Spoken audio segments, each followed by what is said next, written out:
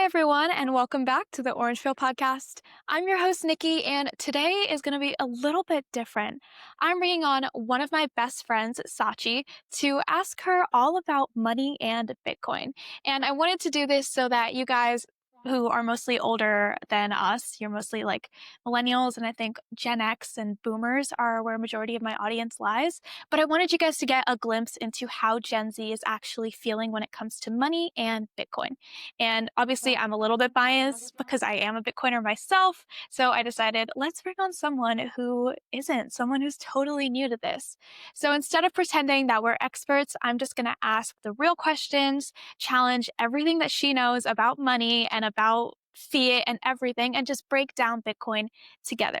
So we're going to start with a convo about money, zoom out to how this plays out in Gen Z, and play a little game asking her true or false things about Bitcoin. So let's see what we both earn. Sashi, thanks so much for coming on today. I am so excited to orange pill you even further. I'm excited to be here. All right, so before we even get into Bitcoin, I just want to start with money. I want to get your honest Yeah. takes. So obviously, you're in college now. We're about the same age. You're 20 and you are working. So what does money mean to you? Well, it's just, I don't know how to answer that question actually. Let me think about it. Money, in some sort of way, you can look at it as freedom because you use it to do anything basically. But it's also, in a way, a prison. I don't know if I explained that well or if that makes sense. But I think No, that makes understanding sense. I get money it. is okay. Yeah. Okay, cool. Yeah. So when you look at money itself, what do you see it as? Is it like a means of exchange for you, or is it, kind of some like what do you think of it? Is it a store of value? Is it a means of exchange? Is it a currency? I think it's all of those things. At the moment, the way I use money, it is mostly a means of exchange. I Okay. do invest, obviously, but my day-to-day usage of money is just as a means of exchange. Okay, interesting. Yeah. So your relationship with money right now then, are you saving? Are you spending, stressed, completely ignoring money altogether? Like what role does this have in your day-to-day life? I am earning. Um, I do save, and I have been saving ever since I started working. And I do invest minimal amounts. And a lot of my investments started in high school way before I was earning. But I'm trying to do a mix of all three. I've recently been tracking my spending habits because I'm a young girl, kind of gets out of control. But I did notice that was becoming a problem, and I was spending a lot more than I was saving or investing, and so I'm trying to change that and be more wise about that. I get it. I just did an interview earlier this morning on Dr. Satoshi's podcast, and I'll add a link to that one as well because we talked a lot about how young Gen Z women are the most susceptible to fast fashion and really, really bad spending habits. I mean, we've talked about this. We talk about this all the Yeah. time. We can't go into the mall and walk past a Cotton On because walking past automatically means 25 bucks leaves the wallet. It's really, really bad. And combined with TikTok and Reels and all these fast fashion things that we're seeing, and there's a new like cute thing every day that you need. It's really, really bad. So with that, with your spending, have you noticed that you have been spending more and more as time goes on? Yes, actually. And I think this started as I started making more. I sort of felt like I either had to spend more or I was able to. You feel comfortable just dropping money on random things. Um, a lot of my spending is actually quite unnecessary. It's like a coffee every day, a matcha every day, which I could easily be making at home. Um, you walk past, like you said, you walk past the mall, you see something cute that you don't really need, but oh, they're having a sale. You buy something. And so I've started to be a lot more mindful about where my money is going because it was getting quite bad. Okay. Okay. Yeah. And with that, with you earning more and more, are you saying that you spend more because you're buying more things, or do you feel like your money is getting you less and less far? I think it's a combination of both. I don't think I've been earning for long enough to sort of notice the change in the value that my money actually holds. But just with day-to-day conversations, and even in the short time that I've been actually out in the world spending money, things are getting way more expensive. You get a lot less for what you pay. Yeah, yeah. Did I send you the link to the 7 News? I think it was 7 News article that was talking about the $12 flat whites. You did. Yeah, Yeah, it's really that's bad. This is concerning. $12 Australian. It's Yeah, really it's bad. A flat white concerning. is just right? It's just a coffee. I mean, it's actually insane. It's So coffee and milk. it's That's it. espresso and milk. You're so Exactly. right. And this Exactly. isn't even Starbucks prices or anything. This is genuinely No, them saying in Australian cities, the flat white can reach about $12 AUD. So we live in an insane world. we do. And it's something that I think we've had discussions about this before as well. You know, the prices of our hangouts are getting more and more expensive every day. We went on a walk the other day and spent $10 on a matcha. Exactly. Something that's meant to be a expense-free activity, you Yeah. end up spending money. Well, I mean, that was We went our like decision to go get the matcha, no, but still true. it cost us $10. It So does, exactly. so with that then, have you thought about why this is happening? You know, why have our coffees gone up to $12, matcha's $10, grocery bills are like 90, $100? I mean, the value of money is going down. Inflation's the only real answer to it, but I think my issue is how we combat that because I Okay. can't seem to find a way around it. Okay. It's good that you bring that up because the thing that I was trying to lead you to was talking about inflation, and looks like you understand what that is, so I don't have to do much explaining. And if you're watching this and you don't know what inflation is, I've like at least 4 videos on this topic now. So I'll link them. Go watch the one with Joe Bryan. That one is a really, really great interview. So I will add a card to that as well to explain, you know, what the heck the big problem is. What is the big red button? We mentioned in the Joe Bryan interview, right? There's this big red button. Governments just keep printing more every single time that they run into problems and they need more money to fund their wars, their stimulus checks, their salaries, etc. Um, and you know they'll do this for anything. They'll do this for anything and everything. They don't think twice about it. So that leads me to: do you trust the people that are running the money system right now? I do not. Why is that? It's not really a reliable system, and I think history has shown that it's not. You can't really put full faith in the government. It's not a place where saints work. It's a very corrupt, fraudulent system. We keep our money in banks, and you don't necessarily trust it, but I think most people feel as though there's no other choice. Cash is And I dying out. assume You can't just have cash is dying. wads of cash at home. So what is our other option? No, exactly. And honestly, I think the way that I see it, though, holding cash is pretty much the same as putting your money in a bank account. Obviously, one is less fishy than the other, but when it comes to the value of your actual money, they're eroding at the same rate. Well, not the same rate because a bank will give you maybe like 1% to 2% interest. Do you know what the interest rate is here in Australia for most bank accounts? I think it's around 1.2-ish. It depends on Okay. the type of account, but yeah. I Okay. think So mine is like 1.2-ish. Yeah, yeah. We'll go with okay, that. so let's take 1.2 and we'll take the inflation metric as what they report, it being 2 to 3%. Now, everyone knows that the inflation metric is not actually 2 to 3%, right? It's It's not. actually Yeah. estimated to be around 7 to 8 or something like that. And let's do the math on that. How much money is how much power? What's the percentage that your purchasing power is eroding at? You have 1.2, it's eroding at, 7%. What that leaves you with 5.8% inflation. That's not good. That's really, really not good. So the system is rigged, and that's pretty clear with most of Gen Z, as you heard Sashi say.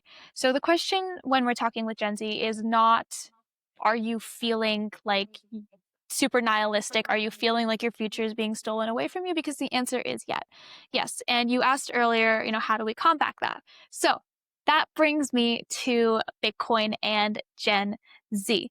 But before we get into Bitcoin, let's set the stage just a little bit. We've grown up through a lot. We had a lockdown, we've had a climate crisis, we've had the worst inflation, the worst money printing crisis, the big print, as Lawrence Lepard calls it. And most of the generations before us did not have this in their early 20s. So, what's actually going on with Gen Z? Do you feel like you and all of our peers are hopeful about our future, or do you feel kind of burnt out already? I would definitely say I feel burnt out. I think the second I launched myself into adulthood, I was like, what is going on? It's like every day there's something you're just hit in the face with some new reality. And it's a scary, scary time. There's no like, I think one of the fears I have and a lot of my friends have is like the sense of security for the future, financially especially. Issue lately is, are we ever going to be able to afford a house? Are we able to have children in the future? It's all surrounding money. And I don't think that's surprising. Okay, this is good stuff because I have a video out with Finn Crichton as well. And we talk all about, why it's kind of impossible for us to buy a home. And a lot of things that I'm seeing on the internet with Bitcoiners is that they'll literally say there's no point. I mean, Bitcoin has done returns n-fold of what a house can do. It doesn't make sense. Now, obviously, there's a thing that you can't live in a Bitcoin. You need to have a Yeah. house. But it's Yeah. more that a lot of our parents and our grandparents, they view real estate as an investment opportunity. I mean, it's what we're told. People are told, just get a good job, make a six-figure salary, especially in areas like finance and econ and tech. You're gonna make some good money. Just put it into real estate. Get an apartment in Dubai, get an apartment in Europe, get an apartment in Miami, etc. So when we complain, when we express how nihilistic we feel about our futures, what do you think the biggest thing is that older people tend to misunderstand about our generation? I think the financial advice they have hasn't really caught up with where the world is today. And I think that's what they're not understanding. Their view of the world is sort of stuck in the past. I think because they're a position in their lives where they're financially secure. They've gone through the hardships, making the money, making the investments, getting the returns on the investments, and they're in a position where they don't really have to worry. But for us, it's not as easy to get to where they are. In fact, for many, it's impossible. And I think they don't see eye to eye on that. They don't comprehend the struggles because we have a more convenient life. Okay. And what is it that you think that Gen Z actually wants? Is it stability, freedom, make a lot of money, to have meaning or purpose in their life? Like, what is it that, you or other Gen Z typically wants from their future? I think making a lot of money and freedom in a way go hand in hand, or at least that's how a lot of people see it, because you use that money to buy your freedom essentially. But I've noticed as time goes on and the more I talk to my peers, that the main goal is stability. Okay. Yeah. And is this stability like financial stability or home life stability? Since we're talking about finances, we'll stick to financial stability Okay. because most people don't know how to manage their finances. They don't know what their money is doing. They don't know how it works. And so it creates a lot of apprehension around the future. Okay. Interesting. So a lot of us are looking for essentially a way out, right? A way out of the system that we have. And have you come across anything that you might view as a way out, or has it been just complete darkness when it comes to thinking about your future? Okay. Potentially darkness, but then the podcast did help with that. I started listening and I've always known what Bitcoin is, sort of. To me, all I've known is that it's a digital currency.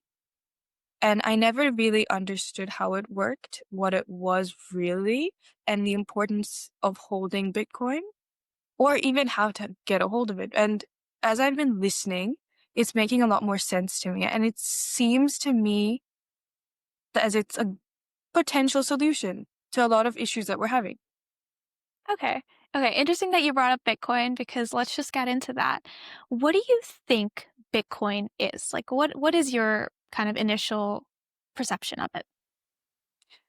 To me, based off of, I'll ignore everything you've said or you've talked about. My initial understanding was that it's a digital currency that's decentralized. So it's not linked to any one particular bank or government. And that Okay. was my understanding. And that was it. Okay. So were you aware of what crypto was at all, or were you just kind of you didn't know about that and you thought it was Bitcoin only? I knew what crypto was, and I knew Bitcoin was one of the cryptocurrencies. And I'd heard of a couple of others, Ethereum and so on, but that was the extent of my knowledge. It's interesting that you have that start because I think when I talk to a lot of people about Bitcoin, they get their start from things like Ethereum, Dogecoin, Solana, even Trump coin, etc. Like a lot of people start with these meme coins and then they tend to be like, oh, like Bitcoin is just another crypto. But Bitcoin is not another crypto. And we'll come back to this. But what I wanted to ask you is now that you've listened a little bit, what's your perception of Bitcoin now? I still don't fully understand the technical aspect of what it is. And I think it would take a lot more intensive research for me to wrap my head around that because it's not a field that I necessarily have any expertise in or any knowledge of. Right. But it makes a lot more sense to me and it's a lot more secure of an investment than a lot of other cryptocurrencies from what I've understood. Okay. Yeah. That's a good thing that you understand that because the biggest thing with Orangefeel, I've said this so many times, it's Bitcoin, not crypto. Orangefeel is always Yeah. going to be Bitcoin only. So, not crypto. If you're listening to this, not crypto, never crypto.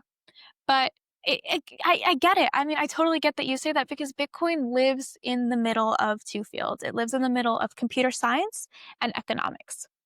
Both of these fields are not easy to understand if you have no knowledge of it whatsoever. And the technical aspect of Bitcoin, albeit interesting, is very, very confusing. So, aside from it being confusing, are you starting to trust what it is, or do you still think it's kind of sketchy and, like internet money for like crypto bros and finance bros? No, I trust it. I am starting to trust it. Yeah. And you trust it as an investment, or are you starting to see it as a currency? To me, at the moment, it's still an investment, and that's how I see it. And I suppose the more that I look into it, my perspective may change. But yeah. Okay, let's get into that a little bit. So, Yeah. what defines a currency? Hmm. I don't know.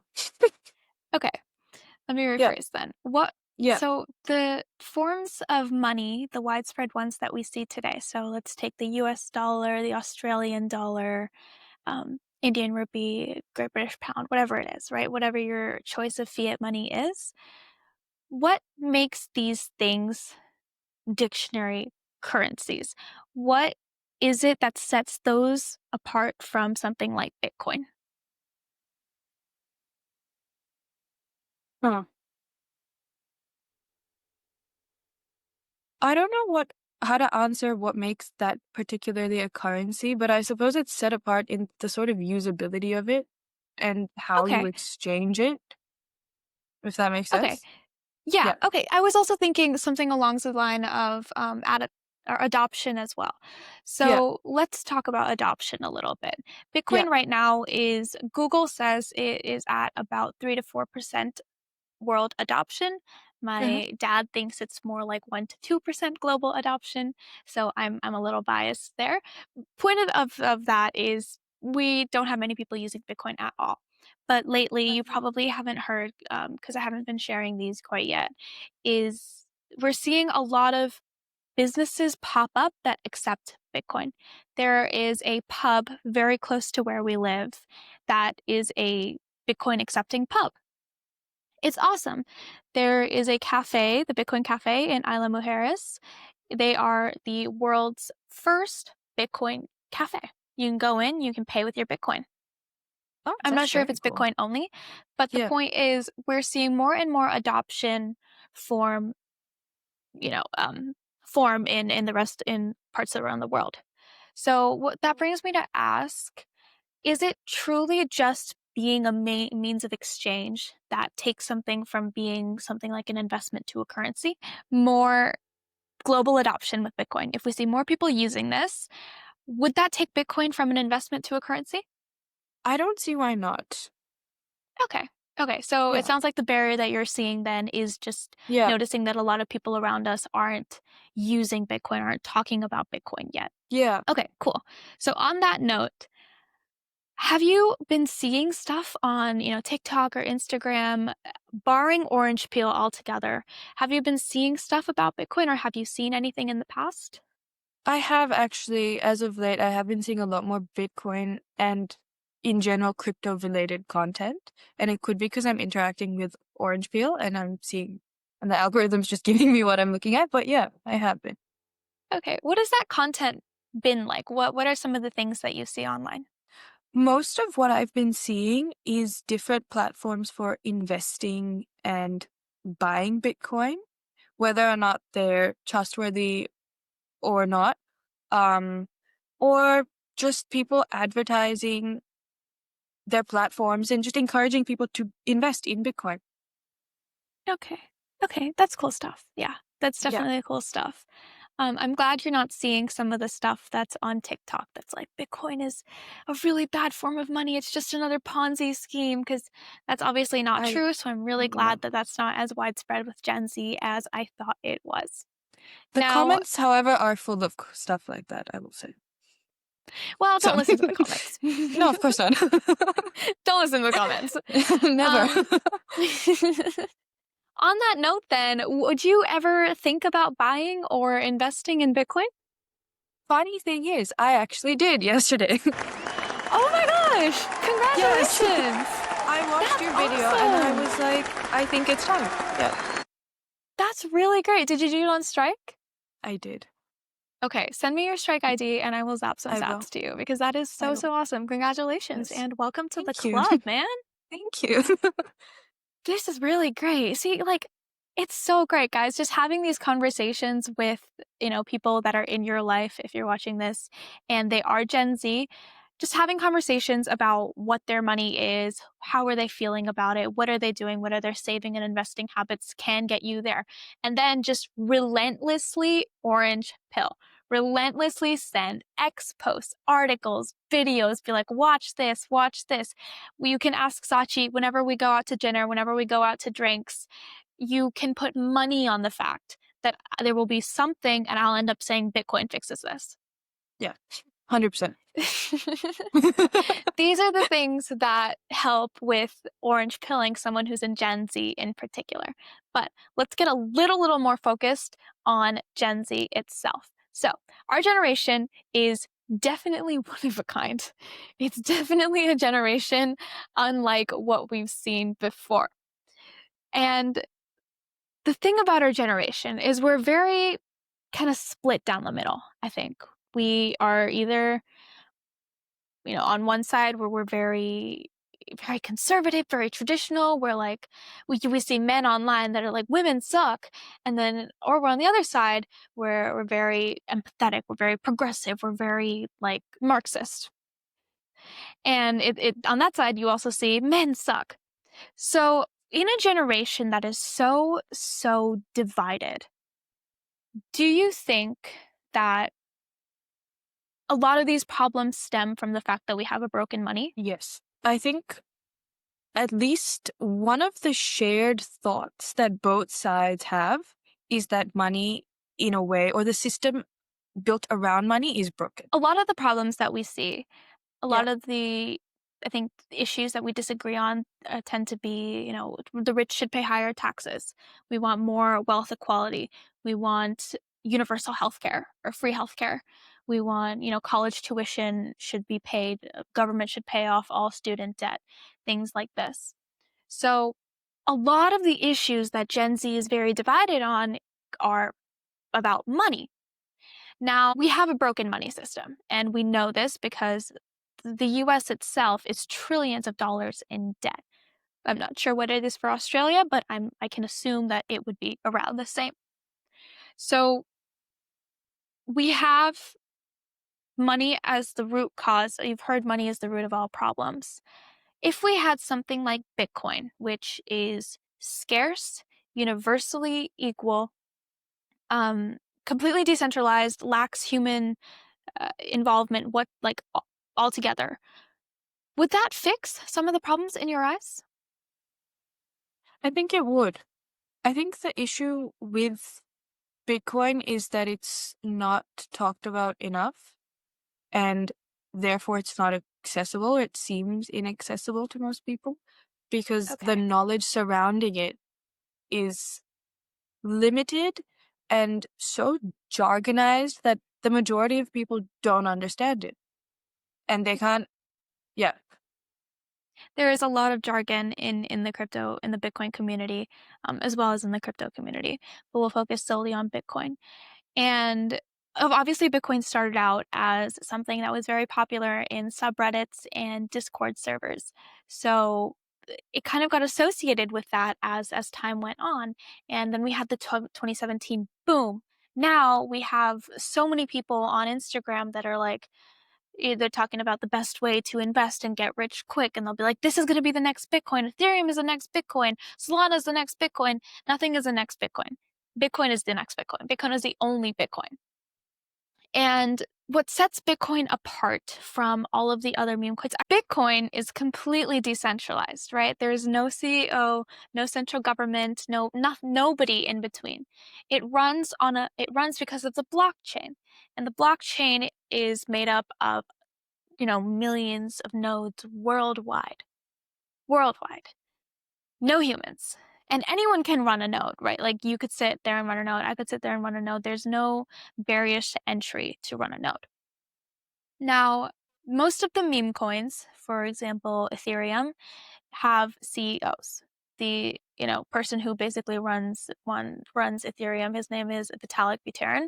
He is basically the president of Ethereum. Whatever he wants, he can do. If he wants to create more coins, he can do that. If he wants to create, if he wants to break down Ethereum and create more like shares, he can do that. If he wants to take some out, he can do that. Nobody can do that with Bitcoin. Completely decentralized. When it was created by, someone who went by the alias of Satoshi Nakamoto, the entire purpose was for it to be a fix to the current money system. And the problem that this person was seeing with the current money system was that there was a lot of corruption. There was a lot of government involvement in places that it didn't need to be. And money should have been something that was completely separate from the government. We need a separation of money and state.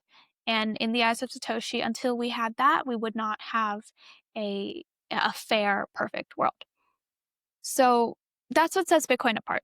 It's just the fact that, obviously it's completely decentralized. There are no other cryptocurrencies that are decentralized the way that Bitcoin is. And it's the original. It is the first cryptocurrency, and it has done, what Bitcoin has done for money cannot be matched by any of the cryptos. And some people will argue this and try and say that Solana has done 100x recently. So it's basically Bitcoin level returns. It's not Bitcoin level returns. Nothing is ever going to be Bitcoin level returns. And that's because Bitcoin is completely decentralized. Does that make sense? Yeah, Okay. absolutely. Yeah. Okay. Good. So now that we've talked a little bit about, Bitcoin versus crypto, let's talk a little bit how you mentioned that it was completely inaccessible to a lot of Gen Z. Why do you think that is, and what do you think the fix is going to be? The main reason I think is because uh, most of the creators in this space are not young.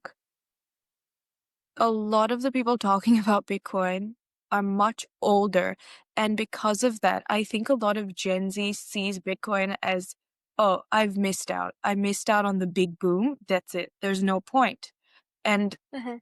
it's sort of just forgotten. It's just pushed under the rug because they think it's too late to get into Bitcoin. Okay. Yeah. Interesting. It's interesting that you say that because that's why I started Orange Peel, obviously. But there are some Gen Z creators who are popping up, and granted, they are a little bit older than us. They're mostly 26, 27. Few of them are like 21, 22. So they're a little bit older, but still Gen Z, still the same generation. And last question before I move on to a little bit of a quiz. Gen Z is the first truly digital native generation. So we grew up with technology in a way that nobody else has before us. We were probably given our first phones at the age of 11 or 12.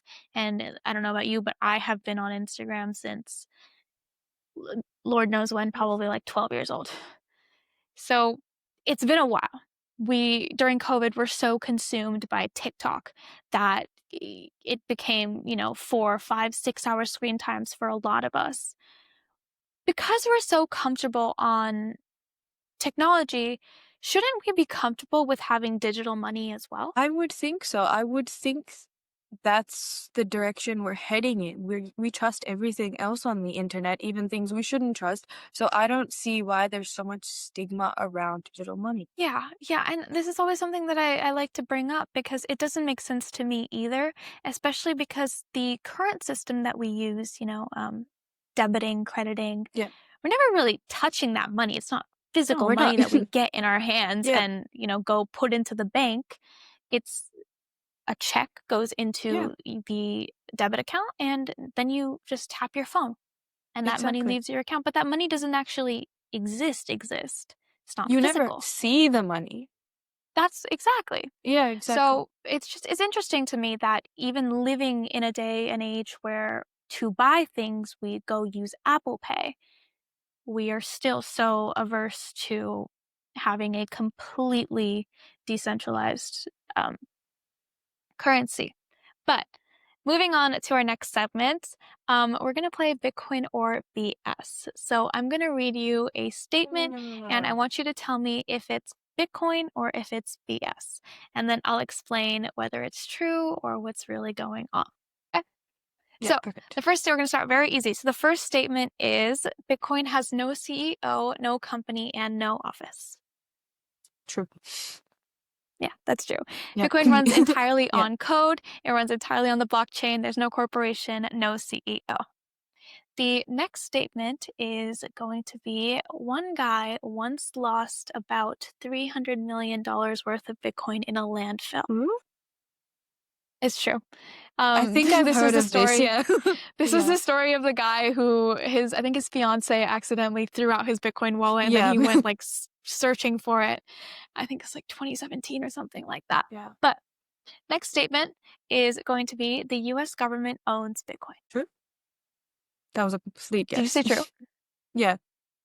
Okay, it is true. They've seized a Okay. lot from criminal cases, like quite a bit. Yeah. Quite a bit. Okay. The next statement is going to be governments have the power to ban Bitcoin and make it completely disappear. False. Governments can't ban Bitcoin because you run Bitcoin like you run the internet. And how hard is it going to be for the governments to ban the internet? Very. Pretty damn hard. Yeah. Pretty Yes. damn hard. Yeah. So they can block access to Bitcoin, but it's impossible for governments to go and shut down the global network. You'd have to go find all of the nodes, which Yeah. is impossible basically now. The next statement is going to be Bitcoin is the best performing asset of the last decade.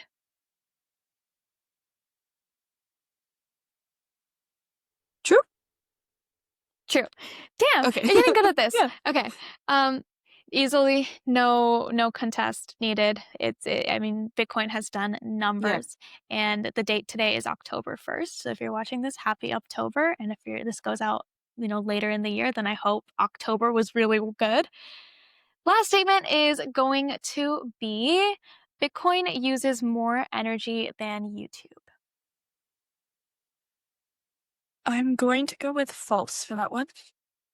This one is true. Bitcoin Oh, does use okay. more energy than YouTube, but this is how it stays secure and completely decentralized. But Bitcoin uses less energy than the banks do. Okay. Well, So not surprising. overall, Yeah. in terms of the environment, if you're environmentally conscious, Bitcoin is better for the environment than our traditional banking systems are. But I want to hear your thoughts. So, you got most of them right, and they weren't very surprising statements. They were Yeah. going to be surprising. I didn't think you knew as much as you apparently did. So I was like, damn, I guess she's kind of a Bitcoin genius. I've been listening. I've been listening. So, let's talk about your overall big experience learning Bitcoin then. Is there anything that's kind of stuck out or surprised you? Think it's surprised me necessarily, but it's been very interesting to learn.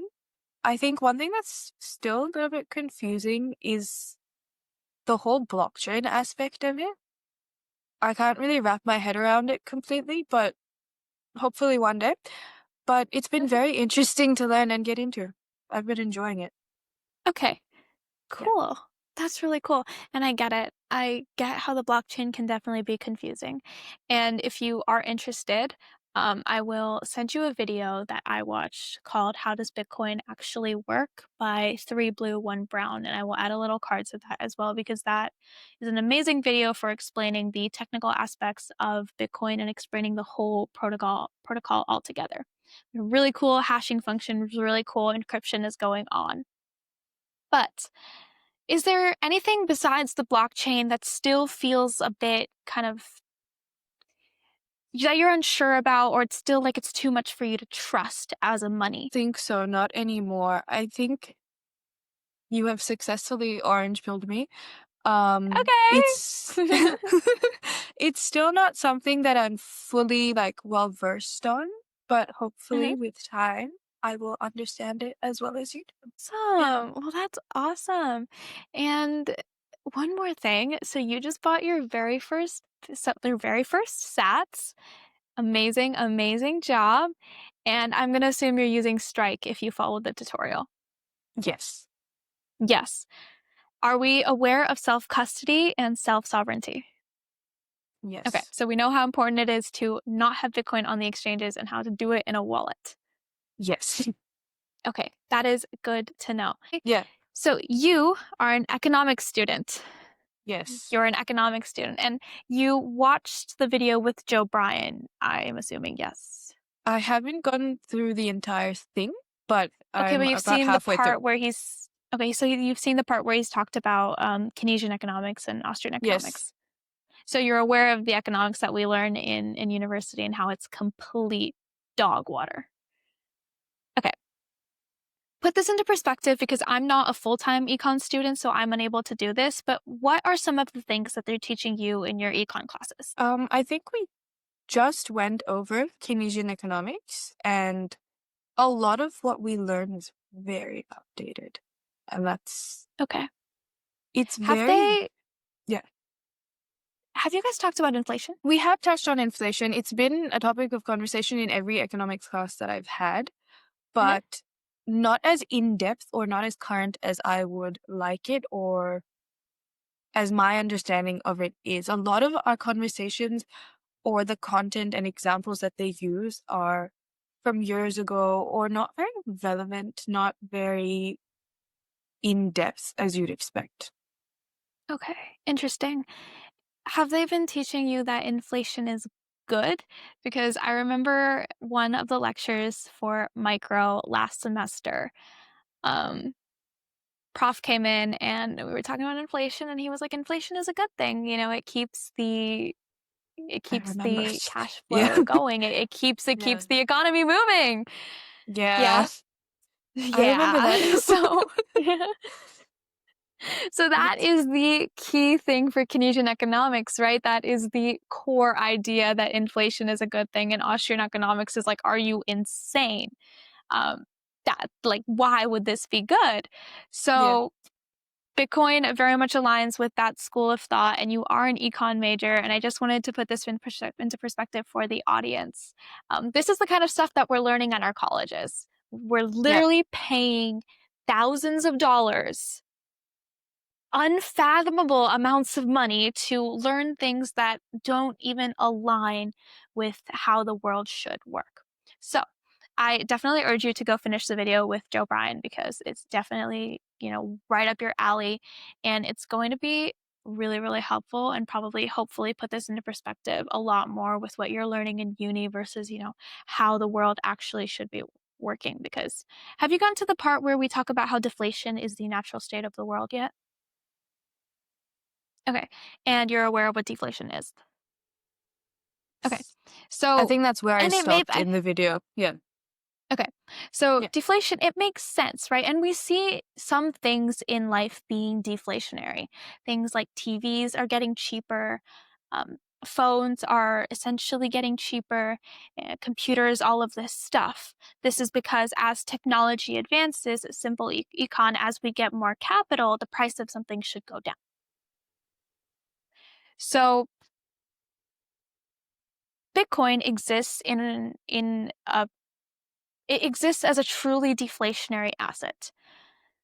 This is why when, we see inflation hitting 9%, we see Bitcoin hitting crazy highs, getting crazy returns. Because as long as the regular dollar, as long as the fiat dollar, in this case it's the USD because that's the world's reserve currency, as long as that is being inflated, as long as that keeps going up and up and up, the Bitcoin will keep going down and down and down in terms of inflation. Like it'll keep deflating as that keeps inflating.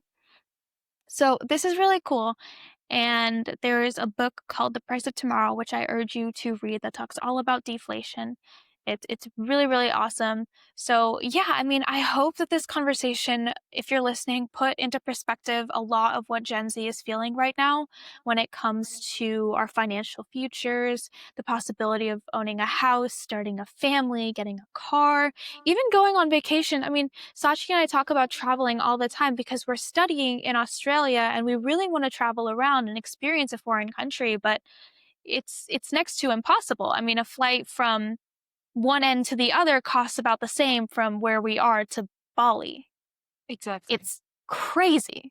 It's actually like wild. Like this shouldn't be happening. And what I urge you guys to do is chat with your Gen Z loved ones. Try to put into perspective what it is that they're feeling with money, and don't go in their face and literally say, Bitcoin, you need to invest in Bitcoin, because that's how you get, marketed as crazy. That's how you get categorized into, oh, that's the crazy Bitcoin uncle. You don't want to be the crazy Bitcoin uncle. You just want to ask them how they're feeling about money, what their saving, investing, spending habits are like. And if they're anything like Sachi or I, if they're Gen Z, they probably don't have good saving, spending, or investing habits. I'm guilty of this myself. I'm seriously trying to work on my spending addiction. And framed Bitcoin as a way out of this really, really insane system. So, Sachi, just one last thing to close this out. If someone asked you what Bitcoin is after having this conversation, how would you explain it? I would probably start with the same basic definition that I gave in the beginning, but I would also say that it is a way out, and it's a way to hold your money in a decentralized way where no one institution or person has control over it. All right. I mean, hit the nail at the head. That's what I was going for. Because the thing that you were missing in your original definition, you said it was a digital currency. It is Yeah, a decentralized digital currency. And that yeah. decentralizing part is really important. I think you might have mentioned it, but it's really important that we understand what decentralization is, because that's the thing that sets Bitcoin apart from all of the other crypto. So, thanks so much for coming on. Again, I know I kind of, roped you into this, but I hope that you learned No, some I stuff. I loved hope it. it was Yeah. fun. All right. Everyone watching this, most of the people our age feel the exact same way that Sachi does now, and as I did in the beginning when I was starting this channel out. We're confused about money, skeptical of traditional systems, and totally curious about new options. We just have to be presented with them. So that's why these convos matter. If somebody was watching this and this helped even just anyone peel back a layer, then Sachi, we did our job. I mean, that's really, really cool. So, thanks for listening, guys. And as always, stay curious, stay skeptical, and stay orange pilled. I'm your host, Nikki, and I'm going to see you next time.